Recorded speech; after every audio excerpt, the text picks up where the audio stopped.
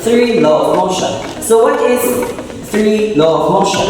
So Isaac Newton's three laws of motion describe the fundamental principles of motions and forces, which are: the first law of motion is inertia, acceleration, and interaction. So what is a first law of motion? First law of motion, or law of inertia, it is an object at rest, state at rest, and an object in motion stays in motion, with the same speed and in the same direction unless acted upon by an external force. Second law of motion, or the law of acceleration. The force acting on an object is equal to the mass of the object multiplied by its acceleration. Mathematically, it is expressed as F is equal to mass. Third law of motion, or the action or reaction law. For every action, there is an equal and opposite reaction. This means that if one object exerts a force on another, the second object exerts an equal force in opposite directions. So these laws are fundamental to understanding motion, physics, and mechanics. For further explanation, here are some of discussion about Sir Isaac Newton laws of motion. First law of motion to be discussed by R.J.M. Penaso.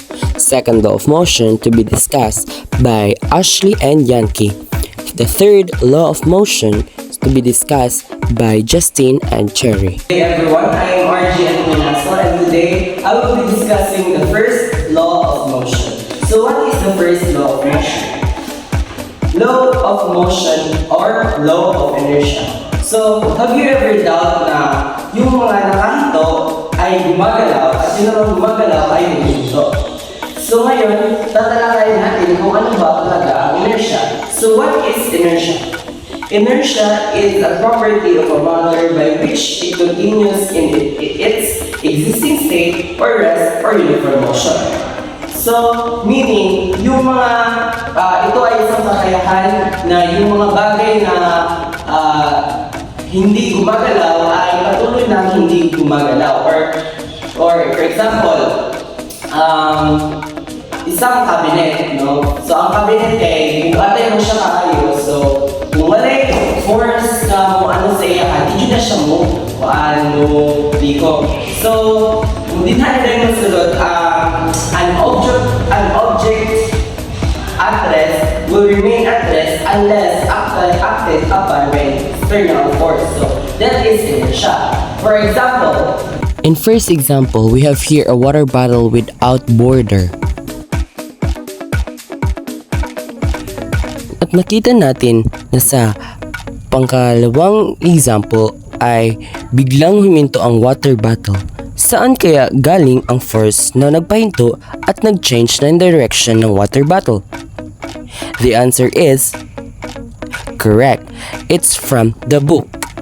At dito pumasok ang sabi ni Sir Isaac Newton na an object in motion will continue moving unless there is an external force acted upon on it. So the book is the force that na nakapagtigil or nakapag-change ng direction ng water bottle. In our second experiment, I will be applying some force to push the table. In the first offense, di ko nagawang itulak ang mesa. And now let's try some new materials. And the notebooks and books move.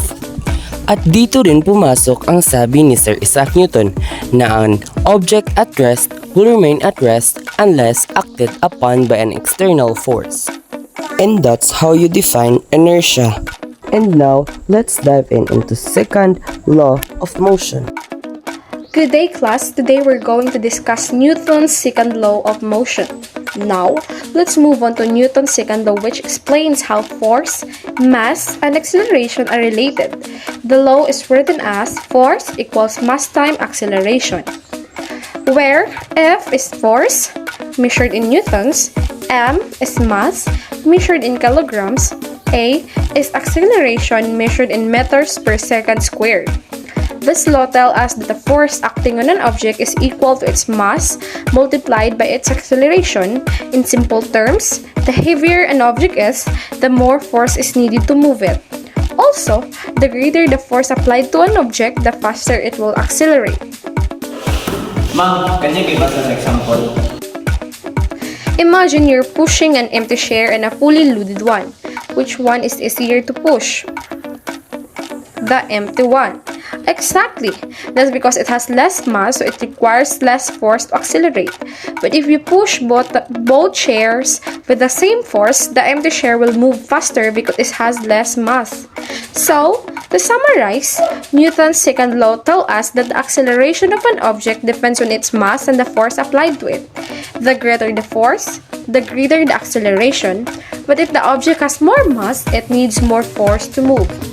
Hi guys, good day. My name is Justin Rain E. Talisaysay, and now I'll be discussing Newton's third law of motion. But first, let us define what is Newton's third law of motion. Newton's third law of motion, often called the law of interaction, explains how forces work between objects. It states that for every action, there is an equal and opposite reaction. This means that whenever one object exerts a force on a second object, the second object simultaneously exerts a force back on the first object. These forces are equal in strength but act in opposite directions. Here are some examples of the law of interaction. Example is when you hit a volleyball, when you push the ball forward with your hands, what do you feel? I felt the ball pushing back on my hand. Exactly. The force you apply to the ball is the action force, and the force the ball applies back on your hand in the reaction force. Even though the ball moves away, both forces are equal in strength but opposite in direction. Newton's third law is happening all around us.